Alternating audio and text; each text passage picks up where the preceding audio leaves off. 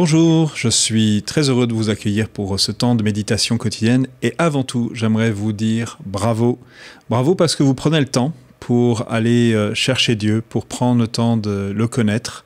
Et c'est tout l'enjeu qu'on a dans ces temps de méditation et de jeûne et prière, c'est de pouvoir se mettre à l'écoute de Dieu pour mieux le connaître. Et quoi de mieux que d'écouter et de découvrir ce que dit Jésus de lui-même à travers toutes ces méditations sur « Je suis ». Voilà. Et je crois qu'aujourd'hui, on va regarder un autre « Je suis ». Je suis le chemin, la vérité et la vie. C'est ce que Jésus nous dit dans l'évangile de Jean au chapitre 14 et au verset 6. Et je crois qu'à travers ce message, on va essayer de découvrir un petit peu plus ce qu'il veut dire. Parce que c'est toujours étrange de parler de quelqu'un qui est un chemin.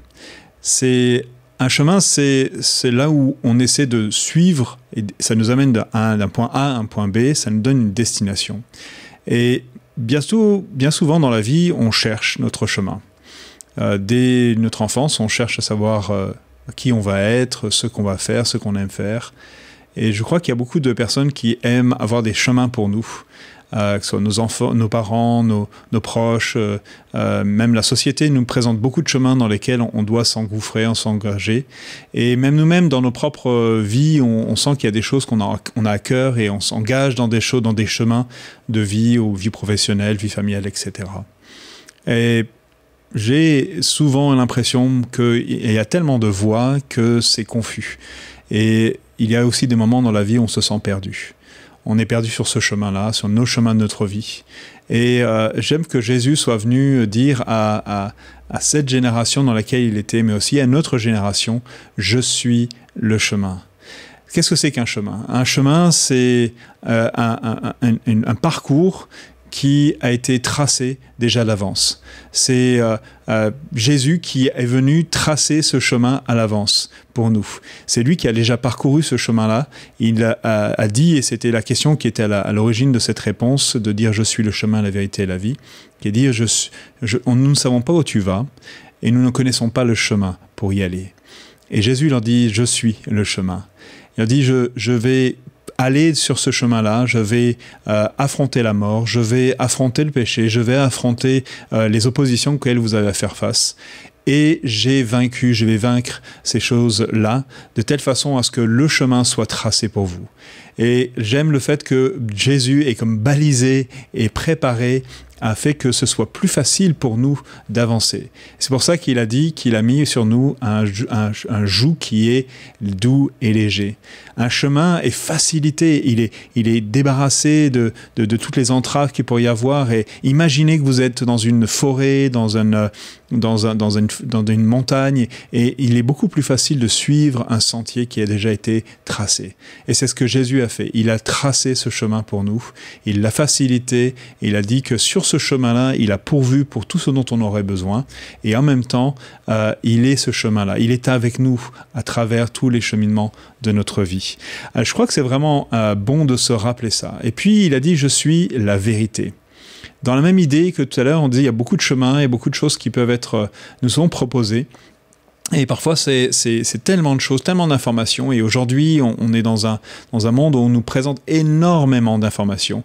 Et on dit, c'est pas comme ça, c'est comme si, n'écoutez pas telle ou telle voix. Et il y a vraiment cette, écoutez-moi. Et puis on parle de fake news, on nous parle de demi-vérité, de mensonges, choses. Et on voit qu'il y a beaucoup de crainte à se présenter comme nous sommes. Et de devoir tromper, de devoir parfois même trahir, des petites trahisons, souvent, mais qui vont faire qu'on essaie de donner une apparence de meilleur.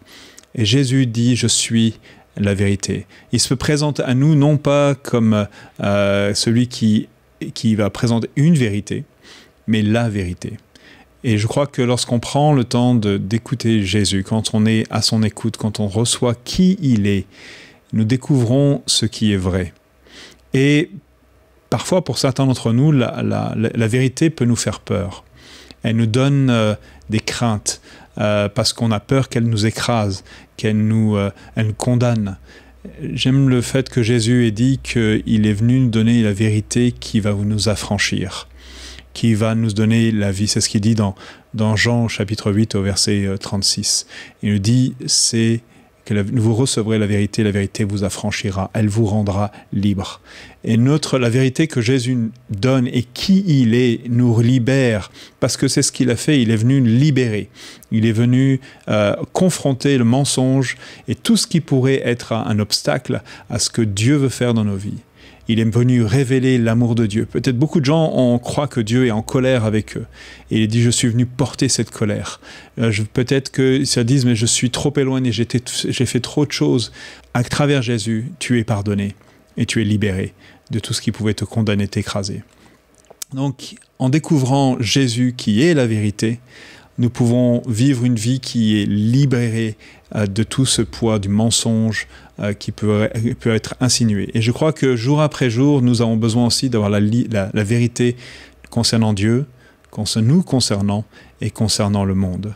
On a besoin de savoir et de comprendre, de discerner ces choses-là. Et c'est un chemin aussi, comme nous l'avons vu juste avant. C'est quelque chose qui va nous être révélé au fur et à mesure. Et Jésus est celui qui nous révèle ces choses-là. Et tout commence avec lui. Tout commence avec la vérité, l'être qu'il est, qui est la vérité. Et puis bien sûr, ce troisième aspect, ça semble assez évident par rapport à ce texte, c'est celui de la vie. Jésus, lorsqu'il dit « je suis la vie », on a déjà eu tout un thème sur la résurrection et la vie, mais cette vie qu'il amène est une vie abondante.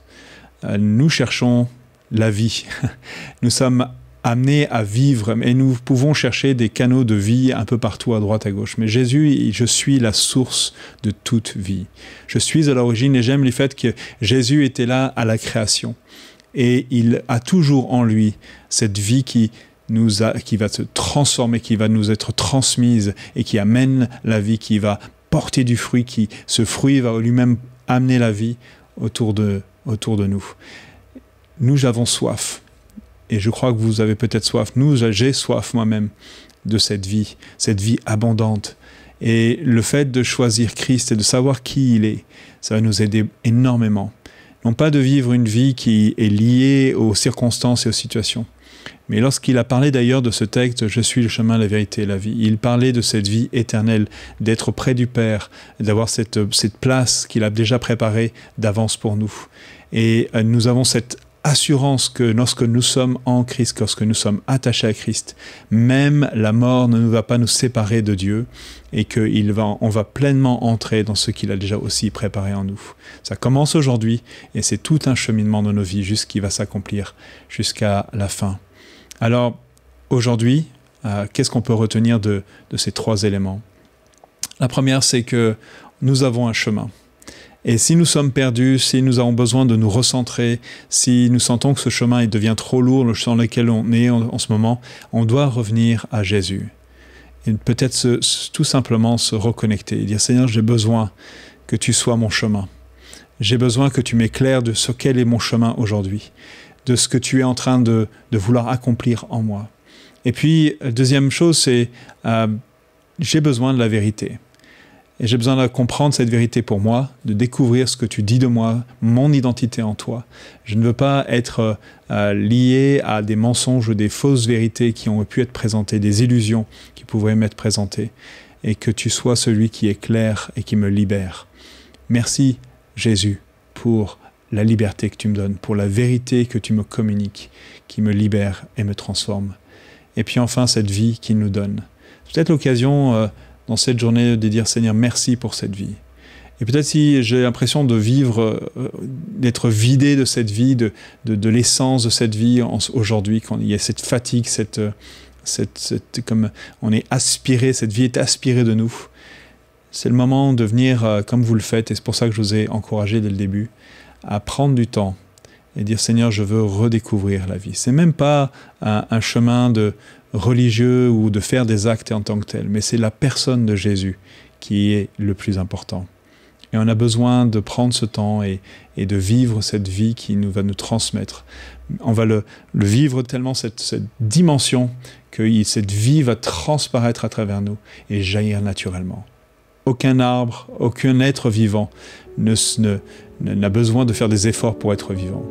Mais il a juste besoin d'être connecté à la source de vie. Et les choses vont venir naturellement. Et vous pourrez vivre la vie que Jésus a préparée pour vous à préparer pour chacun d'entre nous. En tout cas, je vous souhaite un excellent temps, encore aujourd'hui, une excellente journée, que ces vérités puissent s'ancrer dans nos cœurs, puissent alimenter nos réflexions et nous permettre de mieux connaître qui est Jésus. Que Dieu vous bénisse et une excellente journée à chacun d'entre vous.